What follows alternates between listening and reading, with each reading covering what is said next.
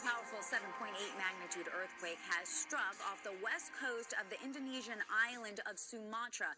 The epicenter of the quake was 502 miles southwest of Padang. There is no apparent tsunami threat at this time, and there were no immediate reports of damage or casualties. This is the strongest quake of 2016. The last quake this strong was a magnitude 8.3 off the coast of Illapel, Chile on September 16th of 2015.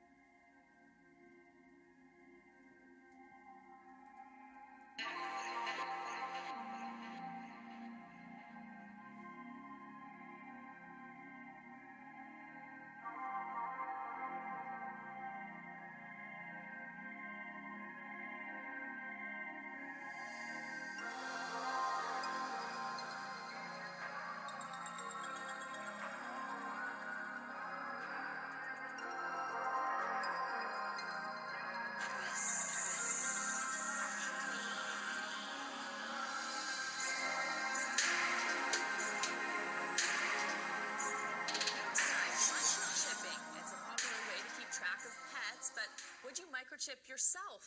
With a swipe of your hand, it would allow you to unlock doors, turn on lights, even log on to your cell phone. It's called biohacking. And as CBS 4's Vanessa Borsch reports, it's happening right here in South Florida. We live in a digital world filled with computers, cell phones, even fitness trackers. Humans now use technology for everyday conveniences by learning how to hack life.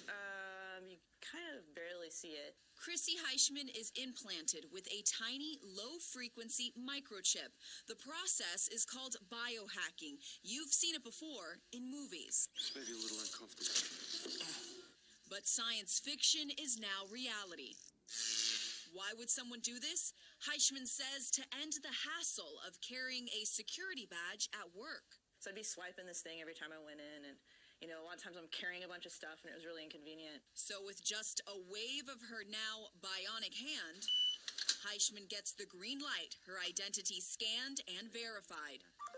Carlos Maldonado is chipped now too, but this implant is different. It communicates with his cell phone and other gadgets by simply touching them. I'm a pretty tech-savvy person, telling me that I could pretty much get onto electronics with ease. I thought it'd be a pretty cool thing. He can use it to keep his car locked too. With wireless technology shrinking, microchipping is becoming more mainstream. But getting implanted isn't happening in a doctor's office or even at a hospital. This experience is offered to body modification clients at tattoo and piercing shops like this one in Coconut Grove. I think it's the future of these microchips implants. And it's the simplest thing to do. Noel Garcia is among very few people in the country performing this procedure.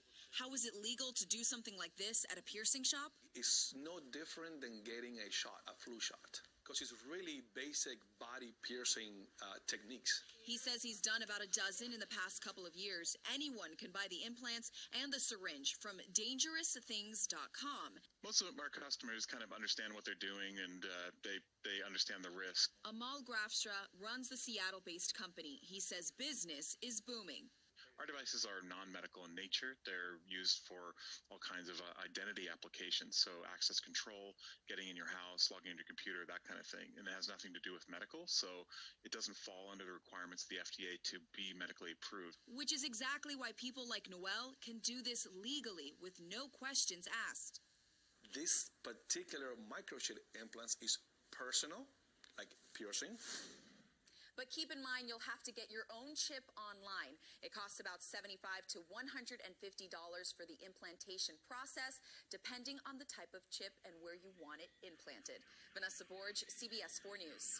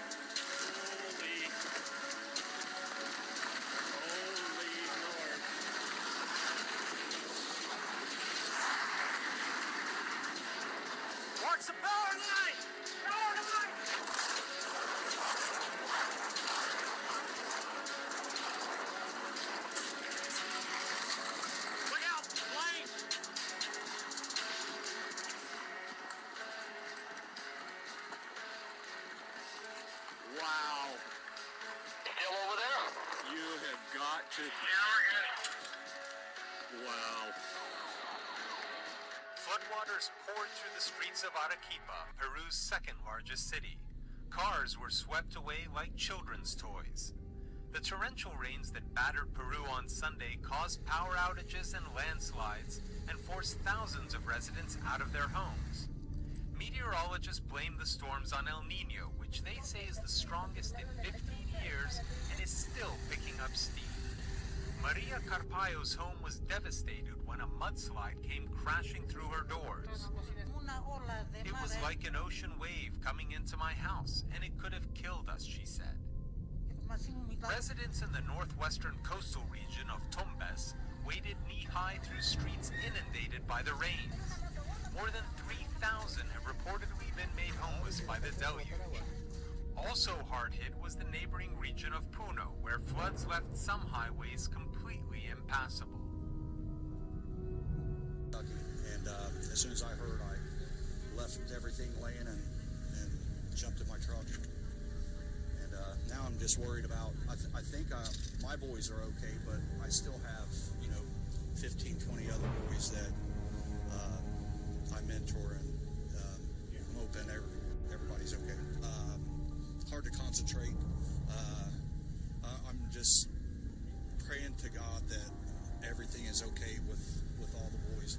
It's sad that anybody got hurt, and I'm not sure why a young man would feel compelled to do something like this, but when they do, it affects everybody. What we had, this is the Madison High School, and today we had a shooting at the Madison High School. We had what we believe was one individual enter into the school and begin firing a weapon at other students in the lunchroom. There were 4 students injured. We believe 2 of them were injured with gunshot and 2 of them with some other type of shrapnel or just an injury of trying to get out of the way. The shooter then fled.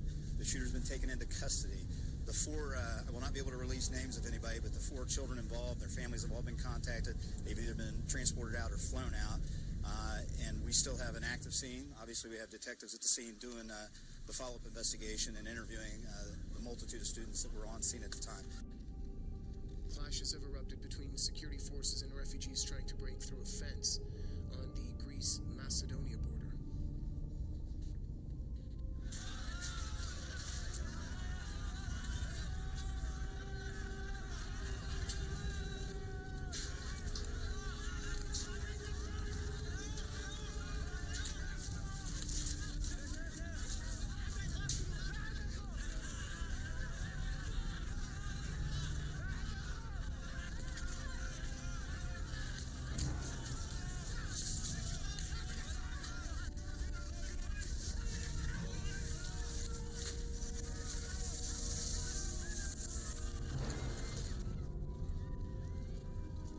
Macedonian border guards have fired tear gas to disperse asylum seekers, including women and children who are stranded near the Greek village of Idomeni.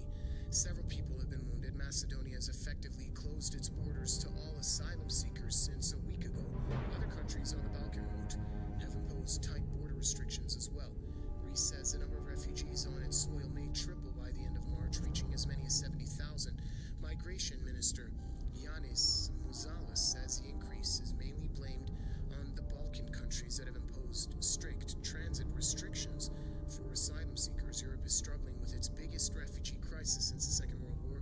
Over 1 million refugees arrived in the continent in 2015.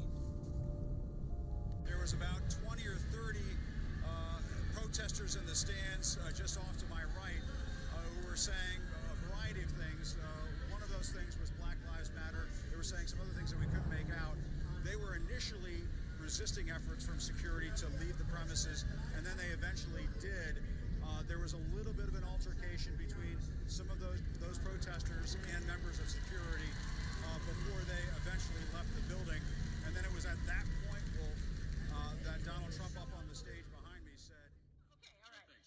Well, what's really fascinating about this is people are doing this. They're getting a little, basically skin deep implant. It's about the size of a grain of rice. Right. Some of them are doing this so that they don't have to carry a security access badge at work. They just simply wave their hand. I mean, it's almost like Mission.